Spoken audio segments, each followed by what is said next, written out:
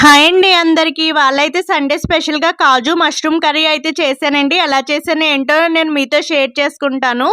ఏం లేదండి, ముందుగా ఒక మిక్సింగ్ బౌల్ తీసుకొని అందులో టమాటాలు, పచ్చిమిరపకాయలు, ఎండుమిరపకాయలు, నానబెట్టుకున్న జీడిపప్పు, జీలకర్ర, అల్లము వేసుకొని బాగా మిక్సీ అయితే చేసుకోవాలి. తర్వాత ప్యాన్ పెట్టుకొని ఆయిల్ వేసుకొని జీడిపప్పు, మష్రూమ్ అయితే బాగా ఫ్రై చేసుకోవాలి. తర్వాత అవి తీసేసుకున్నాక అదే ప్యాన్‌లో కొంచెం ఆయిల్ వేసుకొని కొంచెం జీలకర్ర, ఉల్లిపాయలు అయితే బాగా వేపుకోవాలి. అవన్నీ బాగా వేగిన తర్వాత అందులో కారము, ఉప్పు, గరం మసాలా, ధనియాల పొడి, జీలకర్ర పొడి, పెప్పర్ పౌడర్ వేసుకొని అయితే బాగా వేపాలి. తర్వాత అందులో మనం ముందుగా మిక్సీ పెట్టుకున్న ప్యూరీని అయితే వేసి ప్యూరీ బాగా దగ్గర పడ్డాక అందులో కొంచెం వాటర్ అయితే వేయాలండి. గ్రేవీకి తగ్గట్టు వాటర్ వేసుకున్నాక గ్రేవీ దగ్గరికి పడినప్పుడు ముందుగా వేయించి పెట్టుకున్న జీడిపప్పు, మష్రూమ్ అయితే అందులో వేసుకోవాలి. వేసుకున్న తర్వాత కొంచెం కొత్తిమీర, నెయ్యి వేసుకొని స్టవ్ ఆఫ్ చేసుకొని లాస్ట్లో లెమన్